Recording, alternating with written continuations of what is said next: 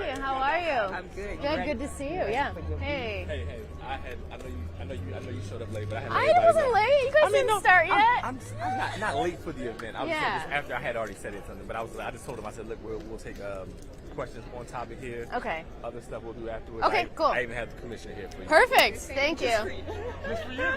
Just for you. It's like I see like a mayor's press person. Yeah. Oh, okay. Only sees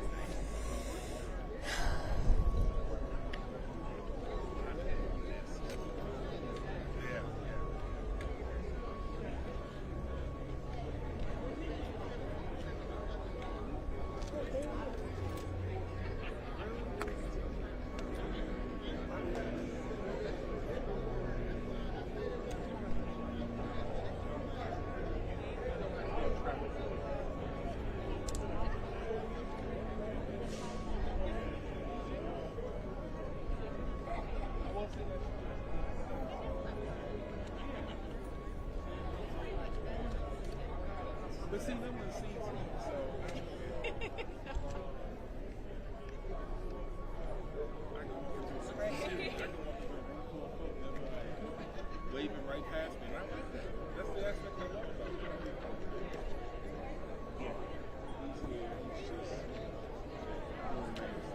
Hello. How are you? How's everybody? Lindsay with BPD. Hey, Lindsay. Hey, just double checking. I know James talked to everyone that, any questions we're going to do will be outside of after the press conference. We are going to make the police commissioner available for questions. Perfect. So, cool? Thank you. Before I do that, I'm going to make my rounds. Let me know what you got. I can give you what I can. We'll and probably then we'll go around. Probably just talk about what the Chesley Patterson suspect. Gotcha. Did you get the press release we sent out this morning? Yes. Yep. Okay. Gotcha. All right. Cool.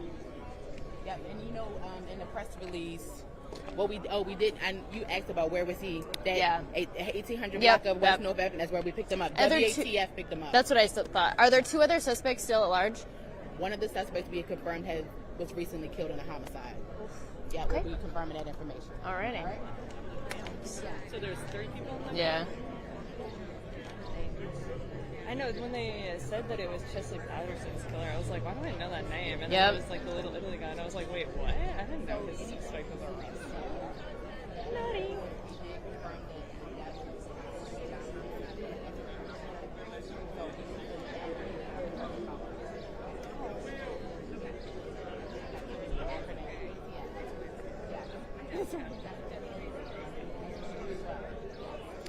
Well, Oh, hi, Leah. Nice to meet you. I hate days where I have to That's work for your both last name. because I have to come gotcha. ready for the This town is hall. also another one, right? It's so long. What district is it in today? Nice to meet you. We're doing the state's attorney. We're doing a state's attorney race town hall, not a district. Everyone that's running. We just have Roya and through. Ivan won't show up unless Marilyn does, We'll have to go which to is It's a joint no. investigation, but ATF is taking the lead. So, all right, cool. You had something That else? was I was going to ask about that too. Did you see ATF's announcement? Yep. They put out? Okay. Is that person of interest? I don't know. I don't know anything. ATF is handling Gotcha. all that. Yep. Sorry, I was making my way up. How are you?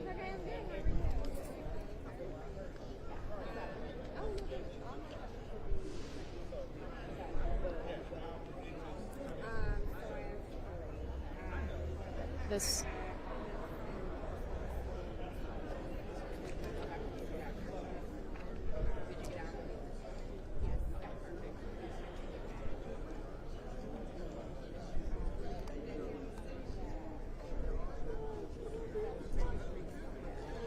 We're probably going to want to give all of the stuff with the commissioner to Alexa. Okay. Because I think she's doing that today. Okay. I don't know who she's with, but I'll text her. I'll probably just load it to the system. Yeah, and they can just do whatever they want. Yeah.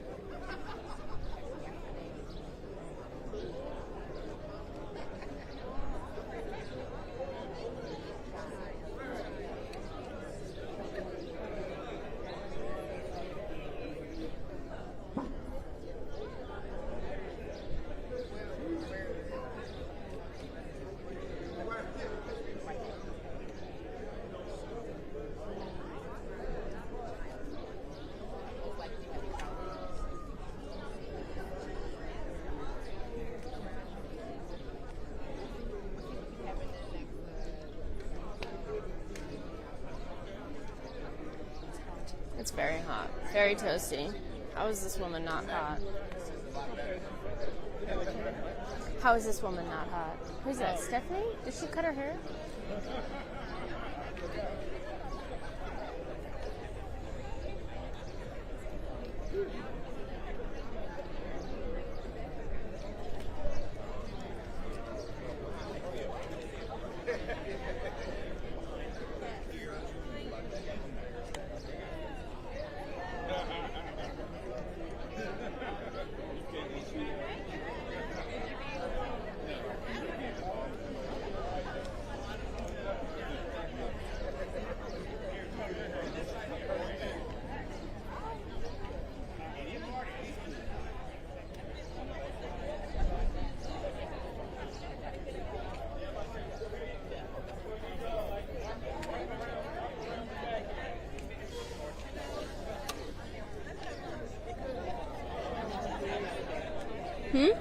Please. I know.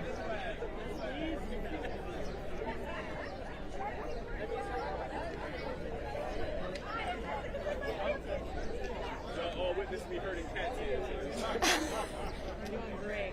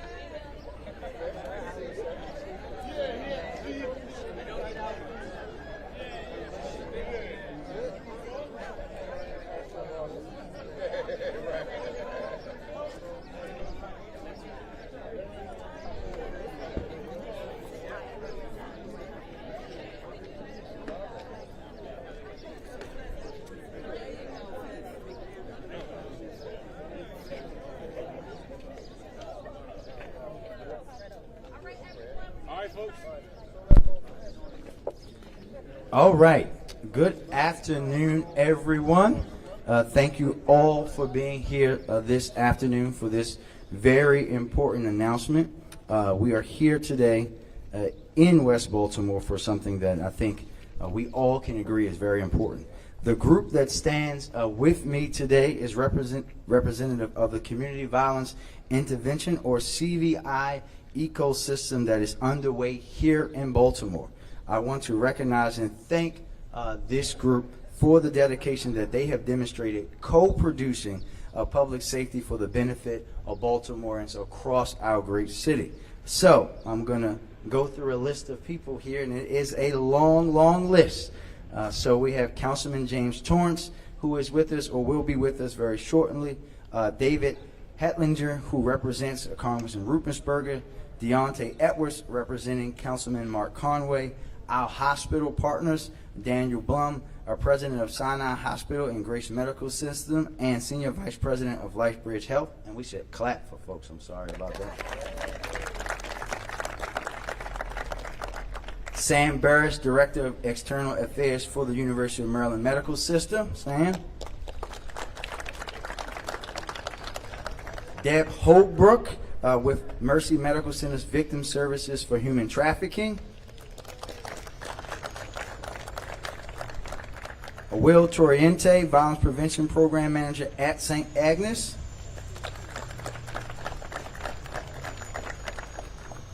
Dr. Lucas Carlson, Medical Director, Care Transformation, Baltimore City MedStar Health.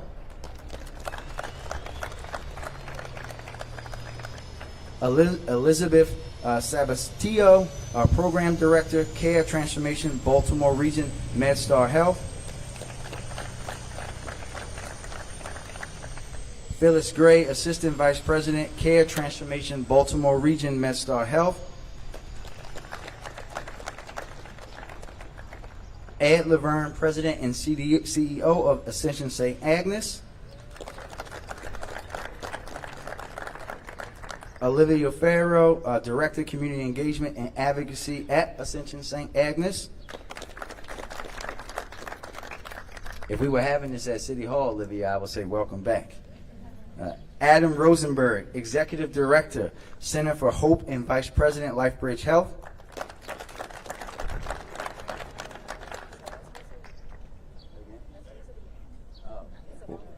Well, we're almost done now. You can't stop once you start. Our wonderful Health Commissioner, Dr. Jaraza. And now we can do that. So I'll read all of these off and then we will clap. Our community-based organizations and partners who have been dedicated to this work with us each and every day: Safe Streets Baltimore, ROCA, ROAR, We Are Us, Park Heights Renaissance, Living Classrooms, Bon Secours, Community Works, Associated Catholic Charities are all here today. Let's give them a round of applause.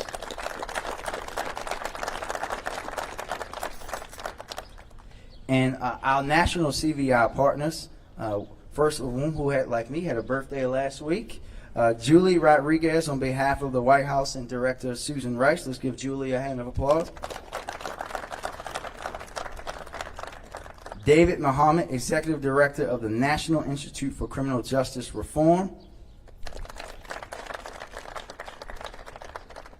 And Fatima Lawyer Dryer, Executive Director of the Health Alliance for Violence Intervention. And of course, our fabulous Director of MONSE, Shantae Jackson. Let's give them a round of applause.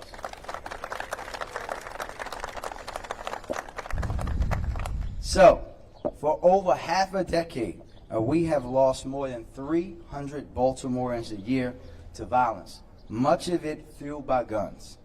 As your neighbor and lifelong residents of our city, this senseless loss of life provokes more than just disappointment for me. I know that this city is more than the trauma that so many of us face each and every day. The sheer loss of life elicits more than just pain and frustration, though. As your mayor, for me, it provokes dissatisfaction, as like so many across our city at night when I'm not mostly in the bed but on the couch, I'm thinking about the families and communities that are consistently impacted and forever impacted by that loss. But it also fuels my determination and commitment to tackle the violence on our streets as the public health epidemic that it is. We are here today to unveil the comprehensive community violence intervention ecosystem that you see represented here today, and to unpack the methods behind community violence intervention that we are relentlessly working to implement here in Baltimore. But in order to get the full scope of the work at hand, let me take us back and start from the beginning. Because today doesn't happen without doing the groundwork to lay a strong foundation for this work to be successful. In 2020, under my leadership as then City Council President and prior to the establishment and creation of MONSE, the Baltimore City Health Department was charged by law with developing a biennial comprehensive violence prevention framework and plan that would take a public health approach to violence reduction in Baltimore. At this direction, our health commissioner convened the citywide violence prevention task force, which was composed of local agencies and organizations, state agencies, federal government technical assistance partners, to develop a violence prevention framework rooted in public health approach and equitable life outcomes for all Baltimoreans, residents, and visitors. The framework started by Dr. D and her team was the foundation of what we now know as Baltimore's Comprehensive Violence Prevention Plan. A public health approach to reducing violence requires co-production and, of course, coordination. Too often in our neighborhoods, interpersonal conflict escalates into cruel and deadly behavior. We know that this is something that we cannot police our way out of. Approaching violence reduction through a lens of public health means implementing a strategy that simultaneously unearths the root causes of violence and utilizes violence intervention programming like Safe Streets, hospital-based responder programs, and community-based organizations. CVI, a community violence intervention, is about evidence-based programs and strategies designed to reduce violent crimes by building relationships with the people at the center of the violence itself. From neighborhood stabilization responses, conflict mediation, violence intervention, and for the first time, victim services with specific attention paid to survivors of gun violence and trauma that can lead to re-victimization. And before I continue, I want to recognize Johns Hopkins Medical Center, represented here today by Maria Tilden. I want to also thank Healing Cities for their partnership in implementing this trauma-informed approach to public safety across our city. Together, we are taking a public health and community-based approach to violence reduction that covers more ground than the 2.6 square miles of our 90 square mile city that currently is covered by our 10 Safe Street sites. The people that stand with me today have made a great commitment to join these efforts and offer their services that will reach victims and perpetrators alike to help disrupt the cycles of violence we continue to see play out in our communities. The expansion of this ecosystem will manifest in 4 ways: redefining and building Baltimore's existing conflict mediation and violence intervention program, developing stronger partnerships and coordination with Baltimore area hospital partners, expanding intensive life coaching services, and for the first time ever, focusing on victim services. Making a connection and providing immediate support to gunshot victims in the hospital is essential to preventing retaliation and re-victimization. Back in February, Monsi and I convened chief medical officers from area hospitals to discuss the vision for hospital-based responder programs as a part of Baltimore's CVI ecosystem. As represented by the hospital partners that stand here today, Monsi is working to establish official partnerships with area hospitals that treat gunshot victims to ensure a coordinated hospital-based violence intervention and victim service network. And I'd like to invite now Daniel Blum, President of Sinai Hospital and Senior Vice President of LifeBridge Health, to speak about Grace Medical's Hospital Responder Program and the importance of hospital-based partners in this work. Mr. Blum?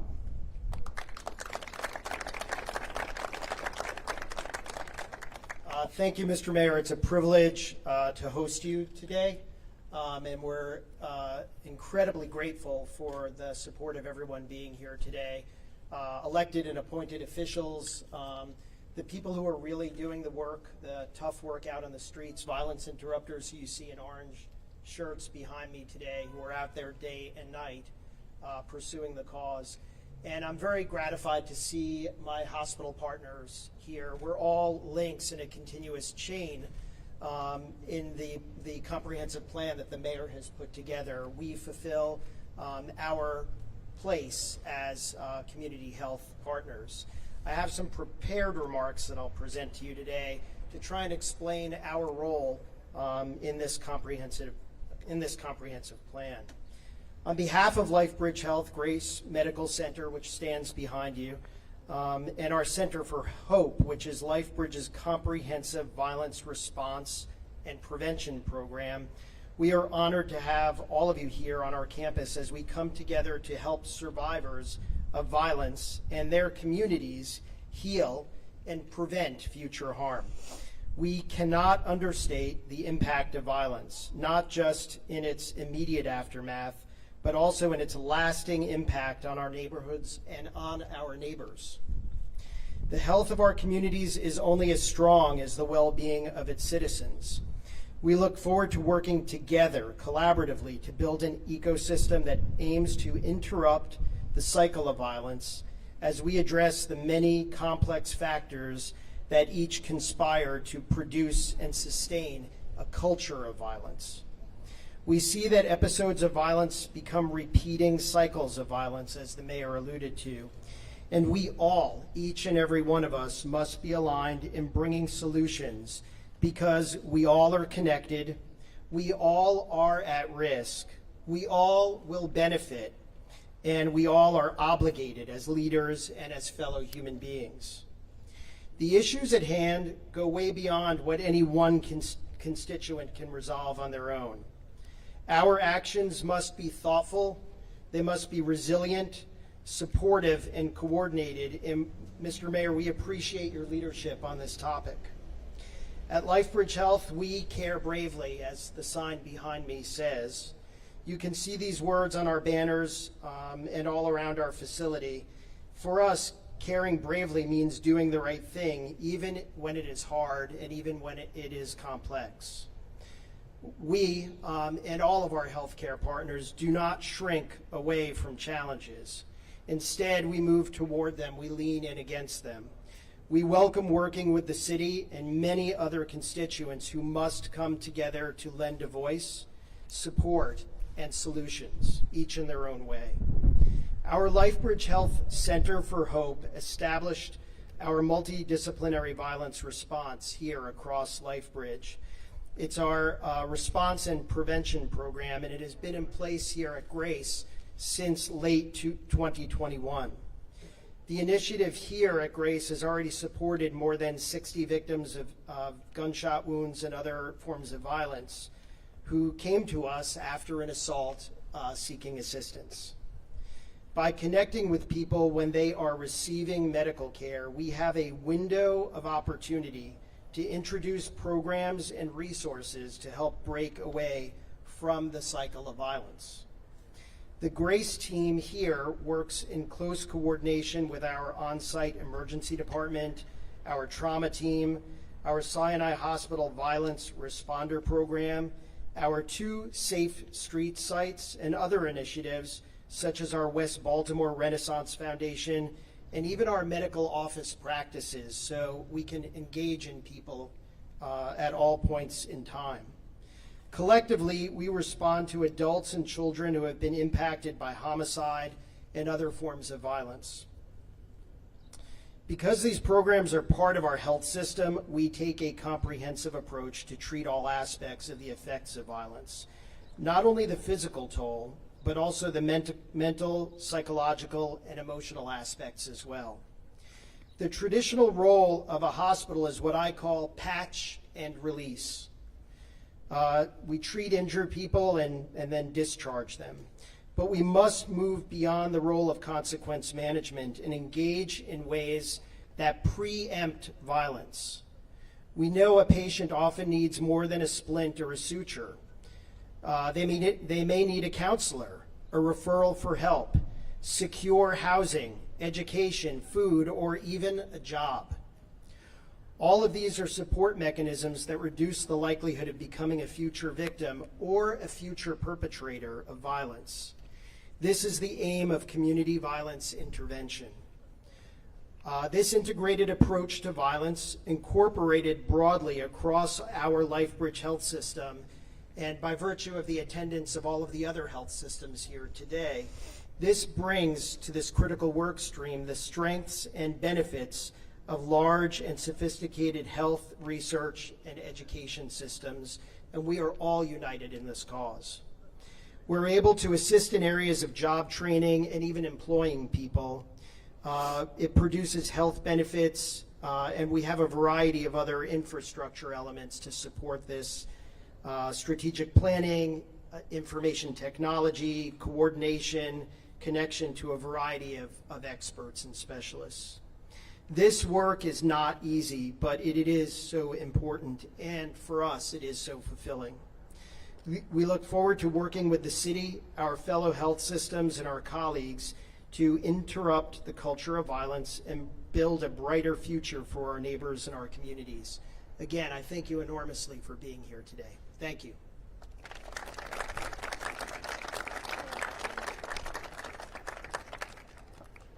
Thank you. Thank you, sir. Now I want to turn it over to Julie Rodriguez from the Civic and the White House. And first, Julie, to say, on behalf of the citizens of Baltimore, always thank you for your partnership, for the partnership and the leadership of the President and the Vice President as well. Thank you very much. Julie? Well, good afternoon, everyone. On behalf of President Biden and Vice President Harris, I really want to thank you, Mayor Scott, for your tremendous leadership, your vision, and your commitment to invest in proven strategies that combat violence and crime and support the respective healing journeys of our communities and that our communities need and deserve. Your efforts to establish an ecosystem and network of supportive services and programs is a national model, and we are excited about our ongoing work together to save lives and to ensure that we continue to build thriving communities. You know, President Biden, like those here, really sees gun violence as a public health epidemic. 40,000 lives lost a year. Every day, over 300 people are shot. And like so many other cities, our communities of color carry the heaviest burden.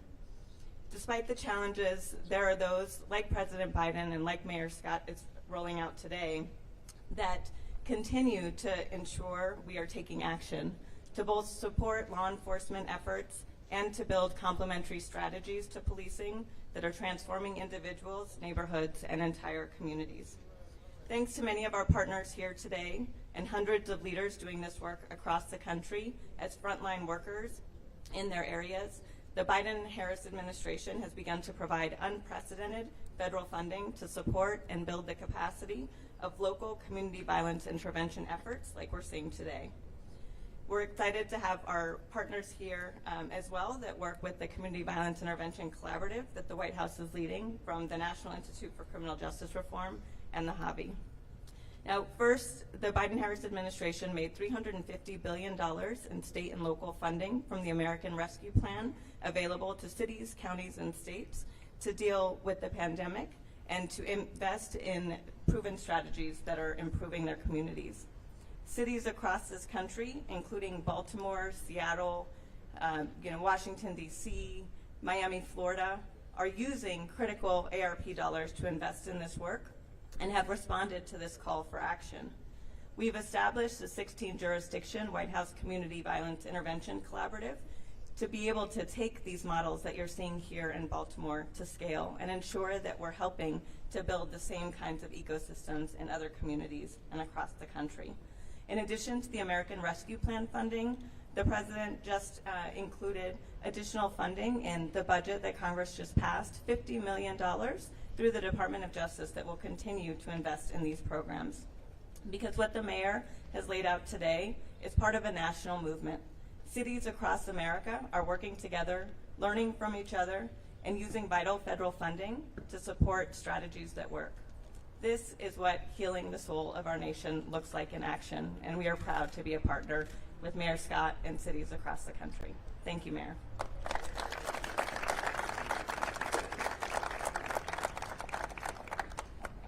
Thank you, Julie, and thanks to the Biden administration for their partnership and our CVI working for their dedication to gun violence reduction across the nation.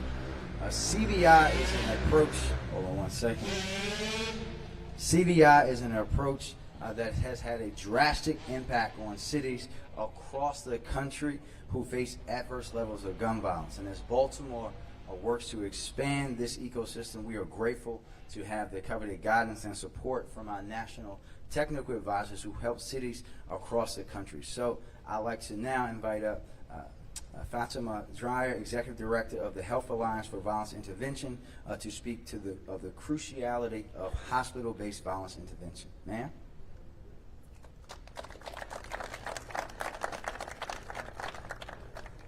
Thank you. I first just want to thank Mayor Scott and Director Jackson for inviting me to speak today.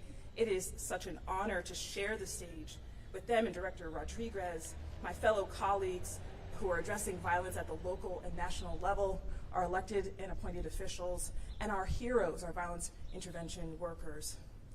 As Executive Director of the Health Alliance for Violence Intervention, a national organization that focuses on standing up hospital-based violence intervention programs, I believe Mayor Scott has laid out a powerful vision.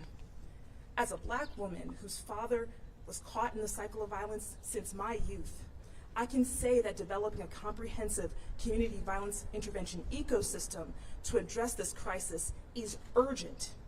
Our communities need and deserve to have these life-saving strategies fully implemented. You see, for many years, the violence intervention field, each of the evidence-based strategies that were developed separately have unfortunately been fragmented. uncoordinated programs across the country. Now, visionary leaders like Mayor Scott understand that in order to enact change, we must create a coordinated, integrated strategy in which all the stakeholders within the ecosystem are singing from the same songbook. Reductions are driven by coordination. HVIPs are one component of the community violence intervention ecosystem. When people are shot and they go to the hospital, there is a moment we call a teachable moment, as Daniel Bloom said, where we have an opportunity to intervene at a time when retaliations might be developing. With an HVIP, hospitals and communities are working in partnership, and credible messengers are in hospitals working with gunshot wound victims at bedside, speaking directly to patients, talking to them about their lives, safety planning, and following discharge, right? Leaving the hospital. Our credible messengers continue to work with clients in the community addressing social determinants of health, including finding a job and placing them in homes. There must be intensive, rigorous follow-up after discharge in order to ensure that these clients remain on track. That is the HVIP model. And when it's working at its best, the HVIP staff are reaching out and coordinating with their street interrupter brothers and sisters. They're connecting with victim services advocates and trauma recovery centers. They are connected to the entire ecosystem, and they're all communicating with one another about how to transform the lives of clients who are at significant risk. That is what makes this work incredibly powerful. However, the success of the ecosystem relies on a deep commitment to supporting our frontline violence intervention workers, our heroes. Whether they are hospital responders or street outreach workers, every stakeholder should have a voice in the expansion of the CVI ecosystem in Baltimore City. Frontline workers must take full ownership of this process and its outcomes. We need a community-wide approach with honest and accountable communication and partnership. That is our recipe for success. And I want to let you know now, the hobby is here to support elevating the voices of frontline workers and providing the training and support HVIPs need to be successful as a component of this larger ecosystem. We are excited to be here. We're not going anywhere, and we applaud your success. Thank you so much.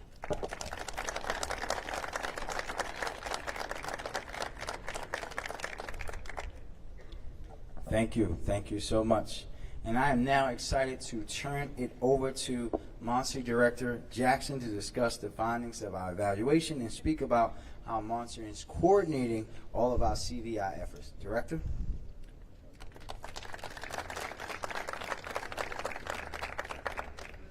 Thank you, Mr. Mayor.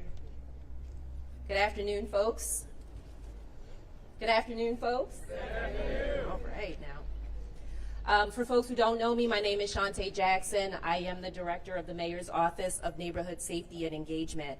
So far, you've heard Mayor Scott define community violence intervention and introduce you to the ecosystem that is shifting our strategy to reduce violence in our city. You've also heard from our community-based partners and our national partners from the White House Collaborative speak to the validity of community violence intervention. But now I want to bring it all home and talk to you all about how CVI currently plays out in real time across our communities through Baltimore's flagship program, Safe Streets. To date, our frontline interrupters have conducted 527 mediations across the city. In other words, 527 potential instances of violence were peacefully de-escalated because of trusted, credible members of Safe Streets being there to intervene.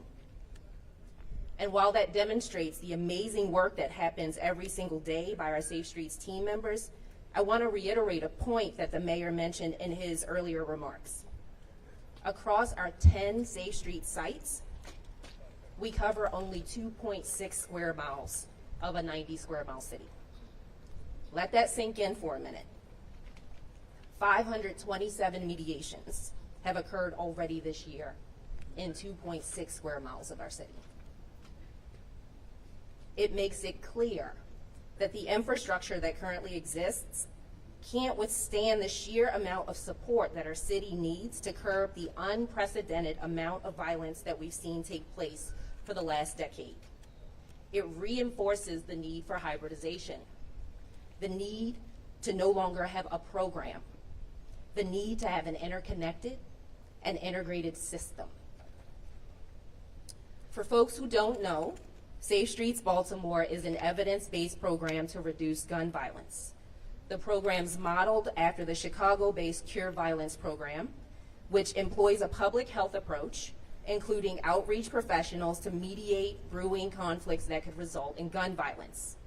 Safe Streets workers focus on community outreach, public education, conflict mediation, and violence interruption within a specific geographic area. To say it simply, Safe Streets violence interrupters stand on the front lines, literally putting themselves in between the person who is pointing a gun and the person that they're pointing the gun at. That takes a true love for our city. It takes a true love for your neighbors, a dedication to your community, and a deep understanding that Baltimore is about more than just violence. For over 2 decades, Safe Streets has been an anchor and a literal lifeline in our communities across the city, but Baltimore has not always poured back into the program to take care of our interrupters. The expansion of our CVI ecosystem and the measures that we're working to put in place to make our Safe Streets program more effective are indicative of the commitment that Mayor Scott has made to the residents of Baltimore City. He's charged us with reimagining the sheer impact that a CVI program like Safe Streets can have on our city with the support of a larger ecosystem of hospital-based responder programs and community-based organizations providing victim services, intensive life coaching, and other wraparound supports. We are growing our on-the-ground capacity to directly intervene in conflicts and disputes before they escalate to violence. Monty is allocating over $10 million to issue more than 30 grants and contracts to community-based organizations to administer evidence-based community violence intervention programming, to build out this ecosystem, including the victim services, intensive life coaching support, and the wraparound support services that I mentioned. Further, for the first time in Baltimore, the Mayor's Office of Neighborhood Safety and Engagement has put the staff structure in place to support Safe Streets in a bigger way, with a focus on ensuring the safety, training needs, and professional development opportunities our frontline workers deserve, all while being intentional about developing career pathways for people who are doing this work.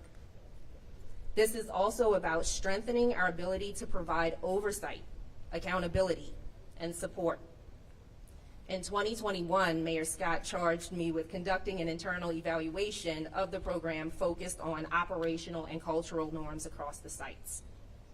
We talked to site directors and supervisors, to our CBO administrators, to violence prevention coordinators, outreach staff, program participants, and residents and community leaders in neighborhoods, and asked them to weigh in on what's working well and what they thought it would take to make this program more effective for communities, more safe for the folks on the ground. I'm excited to share with you that this evaluation's been completed, and I'm going to take a moment to share some of our findings with you now. As a reminder, you can read this report in full at monty.baltimorecity.gov. So starting with workforce demographics, the majority of our Safe Streets Baltimore workforce is between the ages of 35 and 54, with folks ranging from ages 25 to 64. 93% of the workforce identify as men, while 7% identify as women. 97% of the workforce identify as Black or African American, and 3% identify as Native American or Alaskan Native. 93% of the workforce has witnessed gun violence, and 60% of the workforce has been a direct victim of gun violence. In this evaluation, we asked members of the community about their perceptions of the Safe Streets program and how their interactions have impacted them. Many had positive sentiments. I'm going to share a couple of those now. Safe Streets Sandtown saved my daughter's life. If it had not been for them, I would have lost her due to a petty beef.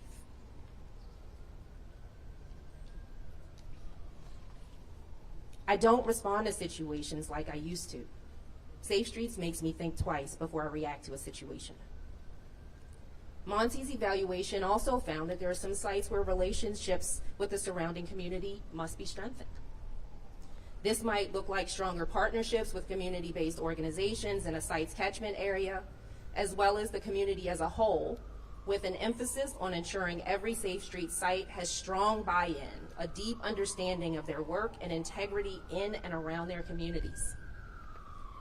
Baltimore has not always made the necessary investments to make this program as effective for our communities as we know that it can be.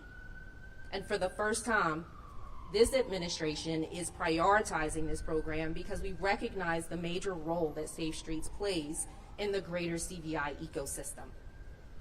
From this evaluation, Monty has identified ways to increase workforce safety, oversight and accountability of the program, training and development, workforce morale, and overall efficacy of the program. This will include making a shift from Safe Streets as a largely standalone initiative to Safe Streets as a core anchor within the community violence intervention ecosystem needed to save lives and reduce violence. It includes streamlining operations and support to ensure clear standards around the work and the program delivery for all of our residents. Safe Streets has never had an operations manual.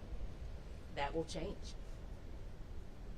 It includes establishing adequate training and professional development for violence interrupters and organizations who are participating in this ecosystem.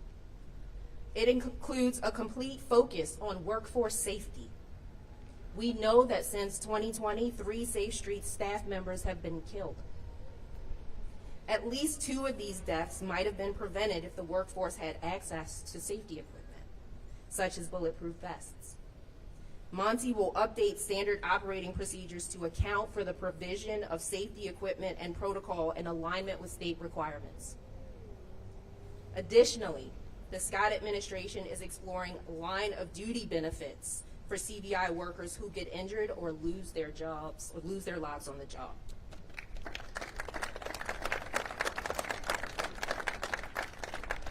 And finally, it includes improving total compensation for our violence interrupters who are on the ground doing this work every day.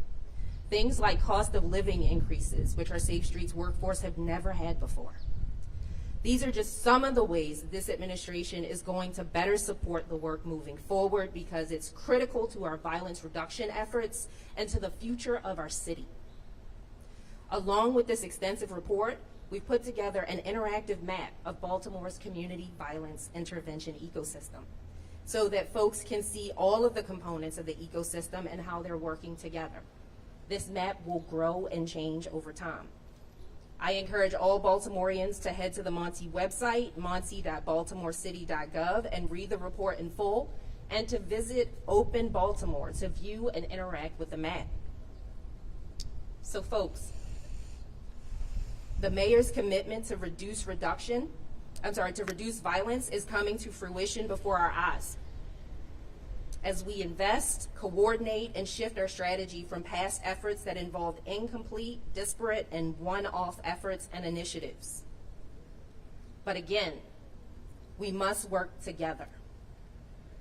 It will take the entire weight of our city to reduce violence in our communities. It will take all of us, from community-based organizations to our medical systems, to our schools, to municipal agencies, to residents alike, to truly co-produce public safety across Baltimore. And I am confident that the village will step up and do that. Thank you.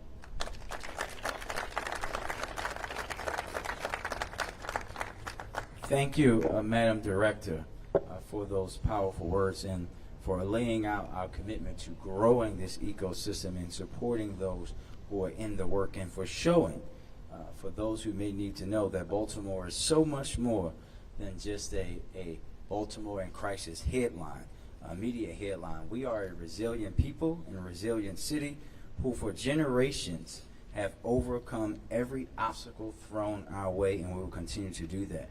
There are generations worth of inequity, disinvestment, and neglect that we all must work together to heal from. reducing violence in Baltimore is going to take investment, innovation, partnership, and levels of collaboration that Baltimore has never seen before. But rest assured that curing Baltimore's violence is my top priority and responsibility as a mayor. And the dollars we invest in CVI and in public safety practices rooted in equity, healing, public health, and trauma-informed practices will help us build safer neighborhoods today and achieve sustainable reductions in violence over time. I thank all of those who stand with us today and those who are not here but here in spirit, who believe in this work and are committed to this work and the mission of curing violence in Baltimore. And we know that it not only takes commitment but also investment to truly shift our strategy from past efforts that involve incomplete, disparate, and one-off efforts or initiatives. And from fiscal year 22 through fiscal year 25, Baltimore will invest over $10 million of our ARPA funds to issue a minimum of 30 contracts with partner organizations at the institutional and grassroots level in outreach and conflict mediation, violence intervention, hospital-based violence intervention, school-based violence intervention, intensive case management, life coaching, and victim services. And we make this historic investment because we know that this shift in strategy will work. Let President Biden's commitment to gun violence reduction and Baltimore's representation in the White House's Community Violence Intervention Collaborative be a testament to the impact of CVI and what CVI can do. And in June 21, the Biden-Harris administration released a comprehensive strategy to prevent and respond to gun crime and ensure public safety. And last year, we were invited to join the White House Community Violence Intervention Collaborative, or CVIC, along with 15 other cities to expand this work. I now want to invite David Muhammad of the National Institute for Criminal Justice Reform to say a few words about how he's seen CVI impact communities across the nation. Mr. Muhammad.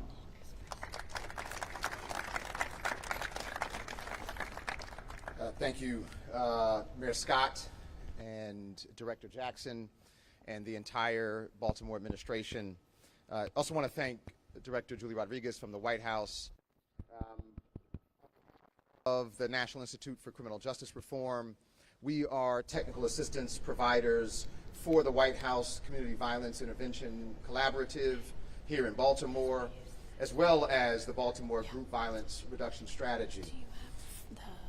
I would like to commend Mayor Scott and the City of Baltimore for the deep investment in community-based violence reduction efforts. Not only the ongoing general fund investments, but a total of $23 million invested in the City of Baltimore to reduce gun violence from the Federal American Rescue Plan. We want to thank the Biden-Harris administration for not only pushing for the American Rescue Plan, but specifically saying they want cities to invest these dollars in community violence intervention efforts. This extraordinary investment in people and in neighborhoods of Baltimore hardest hit by crime and violence confirm the deep commitment to the city to reduce the scourge of gun violence. These are neighborhoods that have suffered for decades from underinvestment, causing concentrated poverty, blight, crime, and high rates of violence.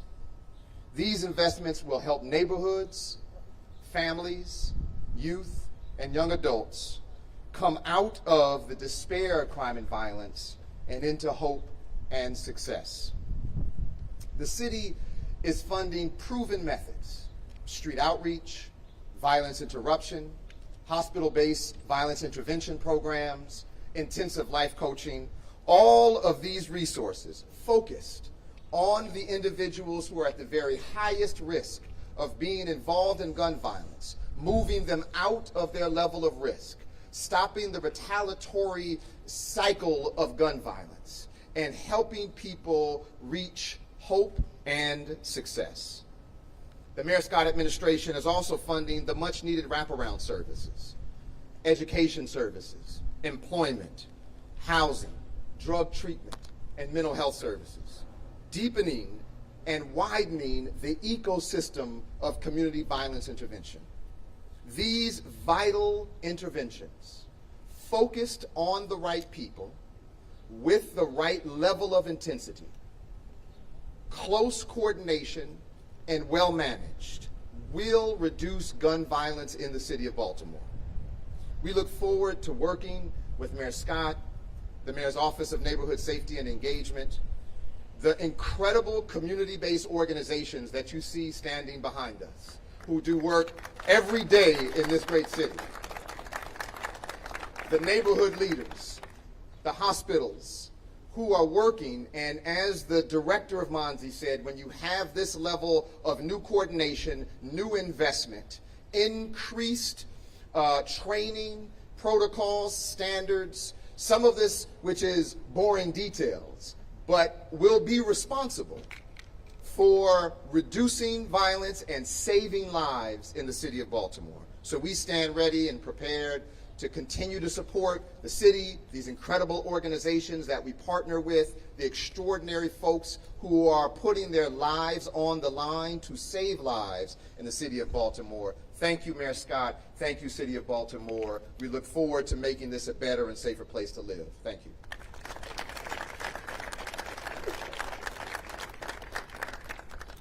Thank you, Mr. Muhammad, and thank you for your partnership.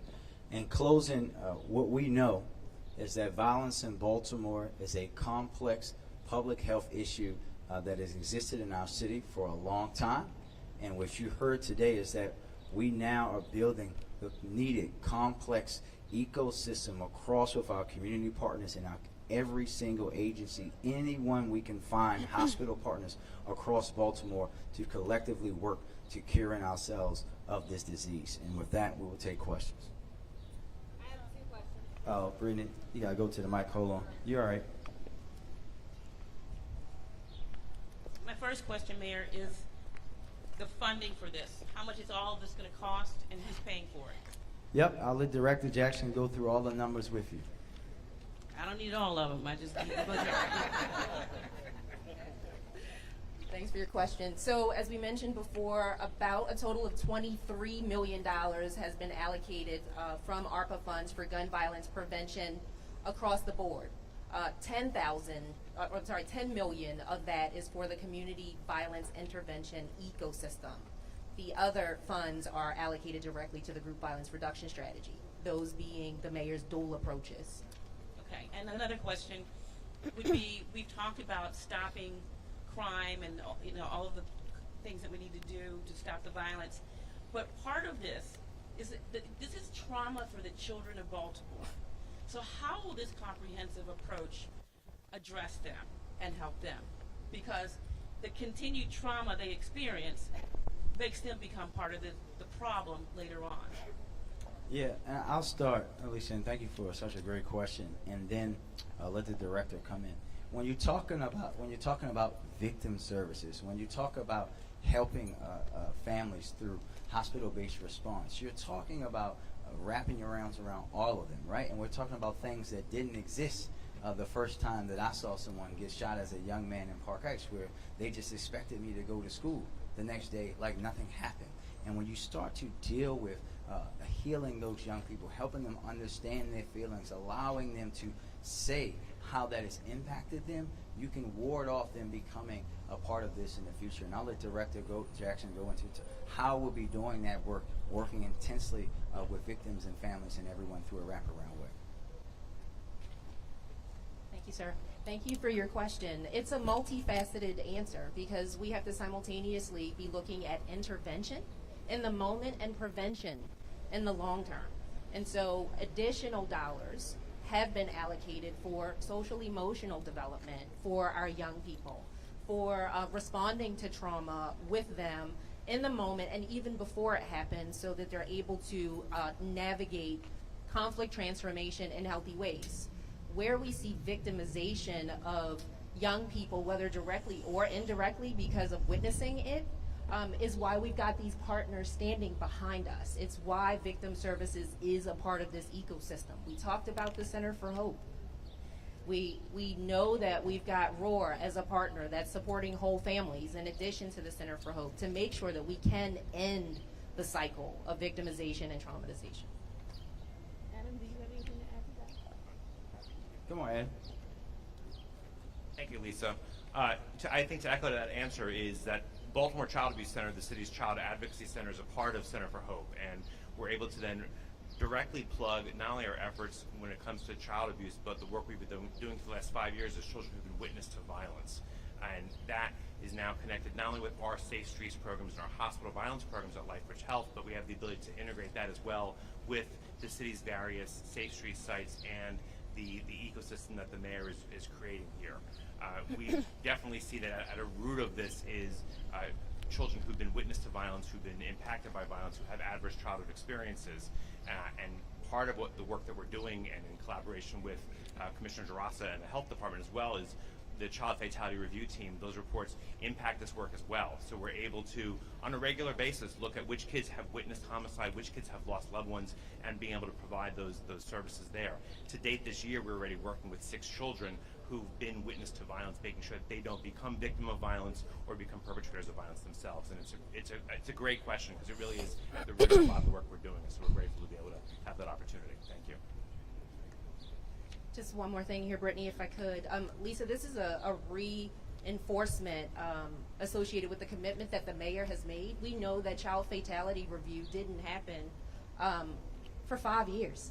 So the last report that the health commissioner and her team released was a 5-year report. We know that 193 of those young people had deaths that were preventable.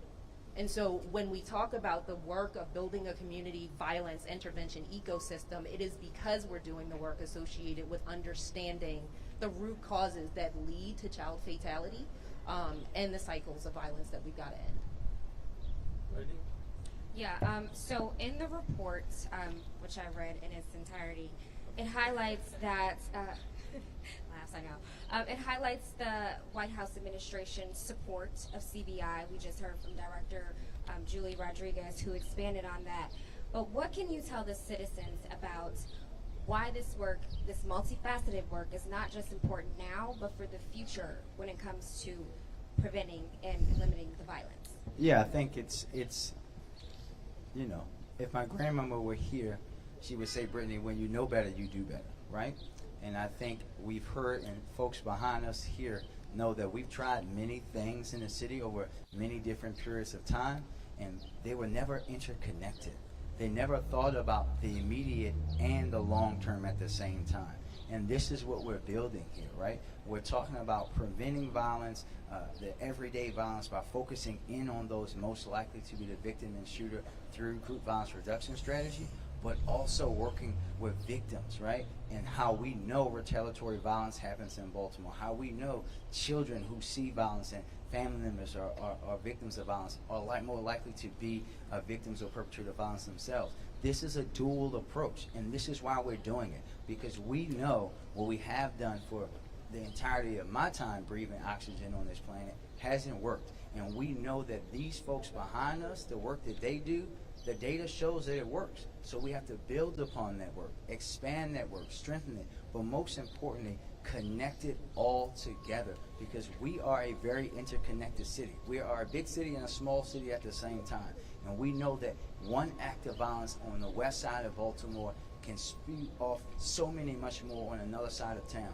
And if we are working in a directly connected ecosystem, working in every way, from the grassroots, community, hospital, law enforcement together, then we will see sustainable actions in reducing violence across our city. Right, and last question for you guys. There's a lot of naysayers who do a lot of finger pointing, who are saying, this is just rhetoric. It's nothing that we're going to see change, right away. Of course, this takes time. What can you say to speak to those people about how unique this is, considering what's been done before that hasn't worked in the past? Yeah, what I would say for them is that really the proof is in the pudding, right? I would dare them to go to Cherry Hill and tell them that Safe Streets doesn't work there, because they went multiple years now throughout their time as a Safe Street site without having incidents of violence. We've just been heralding the work in Bella Edison from last year. We know that it works. But what hasn't happened is they haven't had the support that they need. They haven't been able to expand that work, to deepen that work. We're not going to go back to things that we know didn't work. We're going to improve upon things that work, making sure that we have the support, making sure that we're connecting it to every single facet of this city, and then we'll just show people. I'm not in the business of trying to convince people who are set in some certain way, who just have nothing positive to say about the city. I want to work with the communities and the folks who are looking for change, who are willing to be a part of that issue, resolving those issues, who are looking for us to do something differently to impact their communities. And how can the citizens and other organizations be a part who want to be a part of this change? Oh, well, it's in many ways. The first way they can do for us is reach out to Monsi. They always can reach out to their local Safe Street sites, who always are inviting of people to be involved in the community. I know the brothers of We Are Us are here today, and I'm going to say again, if you're an able-bodied man in the city, you're not part of We Are Us, you have to start to push yourself to get out on the streets as well. Thank you. Kenzie? Yes. Good afternoon. Looking at the way that this is planning to expand and grow as the ecosystem, when you talk about bringing Safe Streets more into like a core program, does that mean that the current contracts with the various community-based organizations will no longer be extended once this plan is in place? I'll let the director talk about the evolution, but remember, we're talking about issuing contracts to more community organizations across the city. Director? I would offer that contract negotiations happen on a year-by-year basis, regardless of who we have a contract with, based on performance, based on alignment with the contracts, and also based on the evolution that has to take place in order for us to keep pace with what's going on in our city. As it stands to date, we have full intentions to enter into contracts with the current Safe Streets administrators for the next fiscal year, in the next fiscal year. Okay. And when you talk about looking at the ways, the accountability measures and the lack of some accountability measures at some Safe Streets locations, can you just elaborate on what was missing and what the public can expect to see as more accountability is brought to this program? So one way for us to truly be able to evaluate a program is to make sure that we have both quantitative and qualitative data, and that it's accessible at our fingertips. While our Safe Street sites use the Cure Violence database, we have heard from them that it's not providing them with the level of data capture and information that they'd like to capture, so that we can truly measure the impact, the outcomes, the results in folks' lives. And so we have made an investment in a case management system that Monty is deploying in the coming months to make sure that we can truly bridge what's happening on the community violence intervention side with what's happening in the victim services space, and what's happening in the life coaching space, and what's happening in the group violence reduction space, so that we can tell a whole story. Mm-hmm. And just quickly, looking at the way that this is, one of the things in the report, it talks about perhaps the locations themselves of the Safe Streets, the buildings may not be visible in the communities. Does that mean that they could potentially move? And when you talk about expanding, could we see even more Safe Streets locations pop up around the city? Yes, all are possibilities. Thank you. Hi, I was wondering if I could get some clarity on the timeline for this ecosystem. When do you see it fully getting on the ground? We see the operations manual that we talked about. I am currently reviewing it. It's well over 80 pages long now at this point, rolling out sometime in May. So that will establish right out of the gate what the expectations are, a clear assignment of roles and responsibilities with regard to the administration, with regard to the CBOs who are administrators, and the Safe Street sites themselves. That will prepare us well for entering into contracts into the next fiscal year. We're going to continuously offer contracts to folks and organizations that need to be a part of this ecosystem. We've been doing it since October of last year when we opened our grant portal.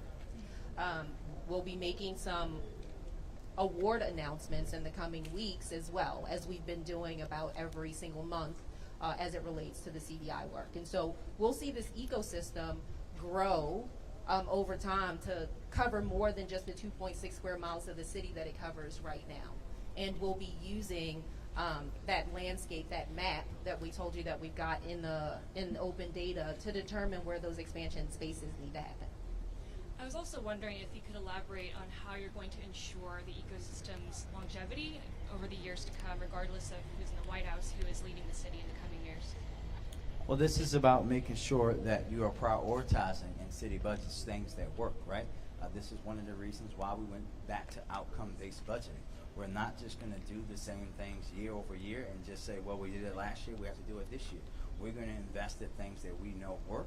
We've been going down this path of really reimagining what public safety looks like in the city for quite some time now, and now we're at the point of execution.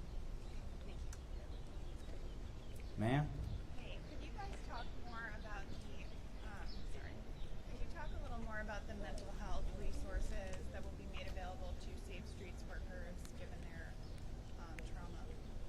Absolutely. One of the first award announcements that we made with ARPA dollars was to Sage Wellness, who will be a partner for the next 3 years with Safe Streets and with other community violence intervention ecosystem contractees, if you will, to make sure that we're not only able to provide group mental health support, but individual mental health supports. We know that our Safe Streets workers are running into gunfights, and that results in trauma, both complex trauma and vicarious trauma. I would also offer that many of our sites do a really good job at providing mental health supports to each other by showing up in all of their humanity and allowing others to do the same. We'll partner, obviously, with Healing City Baltimore. They are also an institution that we've provided grant dollars to make sure that the work is done in a trauma-informed way and that we're giving folks the supports they need. Okay, and like what will that look like? Can you give some examples? Like you mentioned group therapy. Like what are some examples of how it will look when it's implemented? So group therapy, individual therapy, making sure that we've got folks on the scene in cases and spaces where our Safe Streets team and other CVI providers need them to be, and also being flexible enough to not mandate what that looks like, right? Because each instance of trauma, each event that traumatizes someone requires a unique response, and so making sure that our providers have the flexibility to do what's needed. Can somebody from Safe Streets just talk about why this is needed, what she's talking about is needed, and how this is going to help you?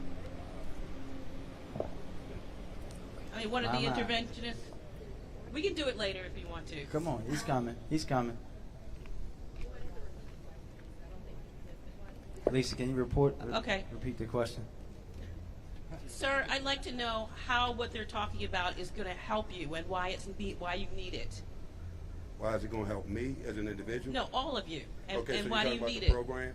What they're saying, the things they're going to offer you: mental health, bulletproof vests, more support, and more training, and more equipment. Okay. Okay. Hello, everyone. How does it help me personally with mental health is because it gives me a place of serenity, a place of peace, and that way when I show up for work, I can be in a place of wholeness to help the community, to build relationships and rapport throughout the community, to try to reduce shooting and homicides throughout the community. But mental health is extremely important because even though we go out on a daily, consistent basis and we respond to shooting and homicides in our community, that is not normal. So when you go and you see this on a daily, consistent basis, it takes a toll on you. And sometimes you take it home to your family, your friends, your relationships, and so forth and so on. So it's important that we get, time to reset, time to focus, and time to stay prayed up, I guess. Thank you. You're welcome. And can I ask you, Mayor and Dr. Duraza, this is a little off the subject, but Philadelphia just reinstated its mask mandate. Where is Baltimore looking? I heard from a chief medical officer from Sinai Hospital yesterday who said, we need some guidance. Dr. D, I'll let Dr. D take the question. As you know, I take all of my guidance from Dr. D. Smart man. Thank you for that question. So we are actually looking at the CDC's community level indicators, which is now live on our dashboard. And though we are seeing increase in cases, hospitalizations have remained relatively low.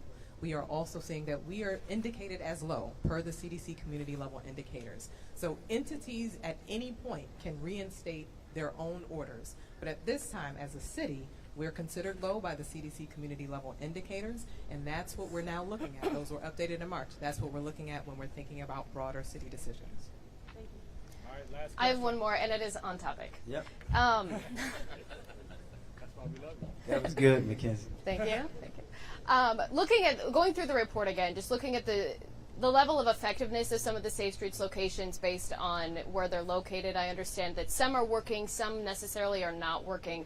It doesn't really show any sort of reason as to why some parts are working and some are not working. So given that information, do you have any insight as to what works in one area, what doesn't work in another area? And if we don't know, how can the program expand? Yeah, so I'll start here, Mackenzie, and let the director come in.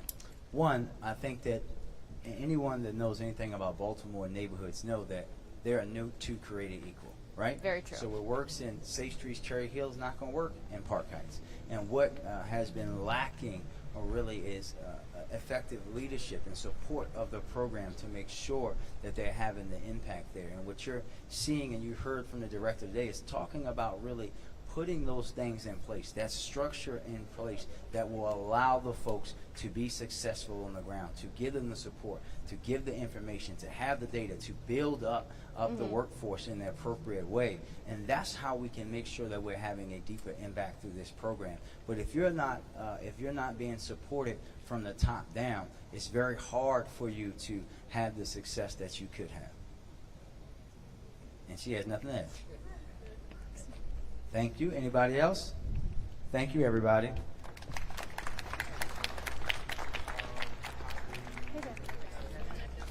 I didn't recognize you the other day without a mask. I don't think I've ever seen you without one.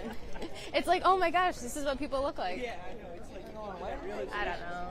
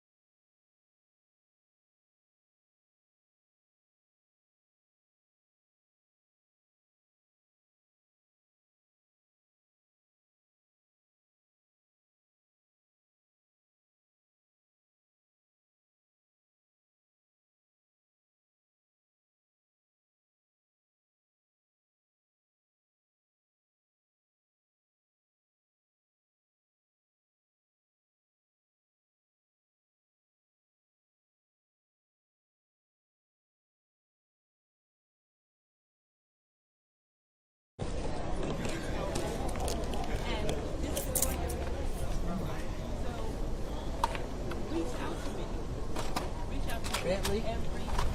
Yes. You got a story? No, I'm gonna move. I'll stand right here. Yes, ma'am. All right. He's waiting on the one. He's waiting on my man right here. We'll wait. He's fine. And we good. Get out the way. All right. He's not ready yet. Hold on.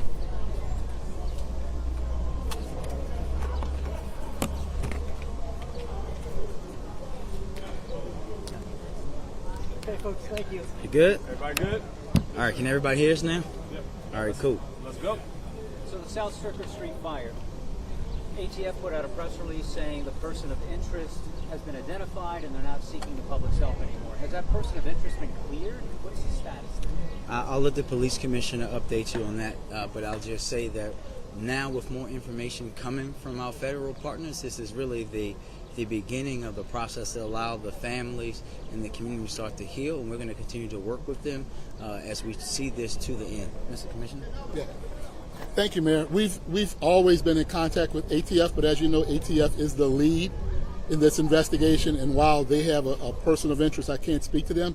What we've agreed is that all questions will be directed directly to them about how they classify that, which could be very different than local municipal jurisdictions. Let me ask you a police question about that case. You guys put out information today that you declared the manner of death a homicide. Would you just explain why? Well, the medical examiner has classified this case as a homicide, which now means that there will be an investigation then now conducted by homicide in conjunction with the ATF, who will be leading that. And so while it was a tragedy, it's now going to get the focus of a homicide investigation. Speaking of the Chesley Patterson. Chesley Patterson case, we know that arrest was made. We got the report this morning. Can you comment on how you were able to arrest that? Well, detectives worked really, really hard to identify a person of interest, later a suspect in that case. There was a warrant issued for that person because we had enough evidence that evolved into probable cause for an arrest. Our warrant apprehension task force was given that warrant, went looking for in pursuit of this subject, which they located on North Avenue yesterday, brought it to homicide, conducted an interview, and slightly after the interview, he attempted to escape, but was caught very soon after outside of police headquarters without incident, and then transported to our booking facility. Can you speak to the other suspects potentially involved in that case? I understand there was perhaps one or two other suspects. Do you have any updates on their whereabouts? Well, we can confirm that there was one other suspect in this case who himself was killed, I believe either earlier this month. But we know of those two. This person was arrested. Okay. The second person was arrested on yesterday. Do you know the name of that person who was killed? The name of the person? Yes. I believe his name is, we'll have it for you. Okay. In regards to the toddler who died in the fire last Friday, is there new information that you can release in regards to anyone who's a person of interest in that case? We do not have yet a person of interest in that case. That is being investigated, an ongoing investigation, but we do not yet have a person of interest in that case. And you will be releasing the name of the toddler pretty soon, to my understanding? We will at some point in the future. It is not happening on today. Thank you, Commissioner. Is the New York shooter on your radar? Has New York asked the city, Baltimore City Police to kind of assist? New York has not asked Baltimore to assist, but I personally called the commissioner yesterday afternoon and had a very good conversation with her, offered any help from the Baltimore Police Department should they need it. Without even asking for it, we offered it. And I wanted to, number one, tell her how well I thought she handled herself in this major crisis as a brand new police commissioner. But then we offered help and made sure that she could call us if she needed anything. Do you believe this? Looking at the charging documents of the Chesley Patterson incident, and it appears as if the suspects were on some sort of crime spree at the time. Do you have any information about that, and what do you think that speaks to as far as the current climate in Baltimore City? Well, I don't know that I can speak to what they were doing regarding other crimes that they have not been accused of. What I can say, it speaks to their brazenness. It speaks to the culture of violence that you hear us talk about, that you just heard us talk about, and their brazenness to commit armed robberies and carjackings, and then to pull that trigger and to shoot someone. And and to kill someone because of their lack of care for human life. And that's what this was all about, to change that dynamic. Last question.